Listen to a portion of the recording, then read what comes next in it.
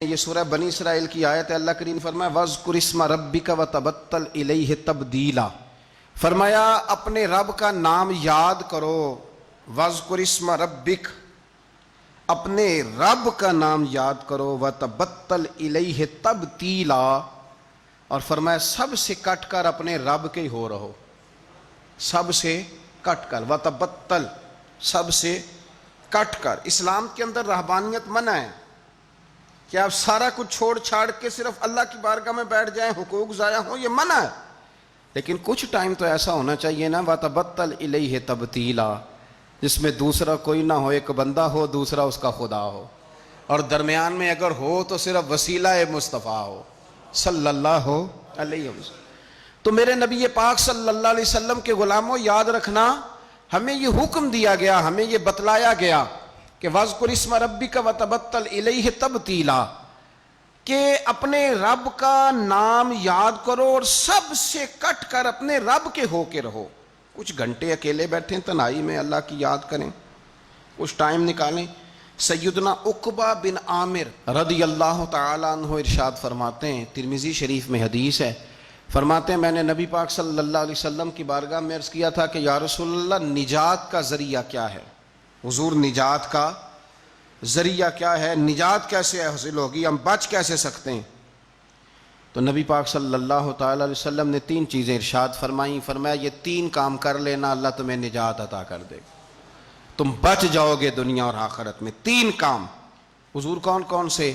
فرمایا ایک اپنی زبان کی حفاظت کرنا، دوسرا رسول کریم صلی اللہ علیہ وسلم نے فرمایا تمہارا گھر تمہارے لیے بہترین جگہ ہے، آوارہ نہ پھرنا، بلا وجہ نہ گھر سے نکلنا، بغیر سبب کے نہ گھومتے پھرنا، تمہارا گھر تمہارے لیے بہترین جگہ۔ تیسرا نبی پاک نے فرمایا جو خطائیں تم نے کی ہیں ان پہ رویا کرو، اللہ کی بارگاہ میں رویا کرو ان خطاؤں پہ۔ تو تھوڑا سا اپنے گھر میں رہ کر عبادت کا مزاج بنانا، تقوی کی طبیعت بنانا۔ میں نے بہت پہلے کہا تھا کہ بچوں کو نماز کی عادت تب ہوتی ہے جب اپنے گھر کے اندر ہم خود نماز پڑھتے ہیں۔ تو آپ گھر میں نماز پڑھیں گے تو بچوں کو نماز کا مزاج بنے گا، ان کو عادت ہوگی، تو تمہارا گھر تمہارے لیے بہترین عافیت کی جگہ ہے، نجات کا رستہ ہے۔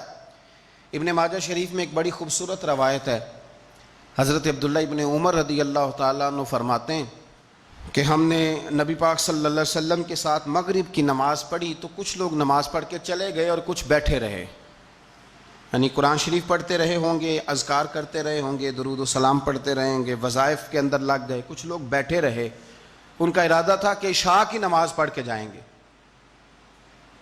آپ فرماتے ہیں تھوڑی دیر کے بعد ہی نبی پاک علیہ السلام دوبارہ تشریف لے آئے۔ ایک دفعہ حضور مغرب پڑھا کے چلے گئے، پھر آ گئے، اور دوبارہ حضور اتنی تیزی کے ساتھ آئے کہ سانس مبارک نبی پاک کا پھولا ہوا تھا۔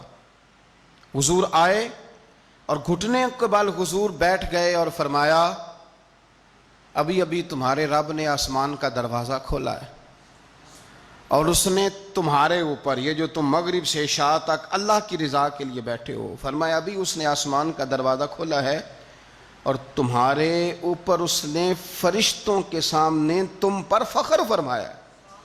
اور رب کریم نے فرمایا فرشتوں دیکھو میرے بندے، ایک فرض پڑھ لیا ہے اور دوسرے کے انتظار میں بیٹھے ہوئے، یہ دیکھو میرے بندے، خدا خود میرے مجلس بود، دیکھو میرے بندے، دیکھو ہم تو مائل بکرم ہیں، کوئی سائل ہی نہیں، راہ دکھلائیں کسے رہ روے منزل ہی نہیں۔ اور کہا تھا کہ کوئی قابل تو ہو ہم شان کئی دیتے ہیں، اور میاں مانگنے والوں کو تو دنیا بھی نہیں دیتے ہیں، لیکن شرط یہ ہے کہ ہمارا مصلی کے ساتھ دل لگے، طبیعت لگے۔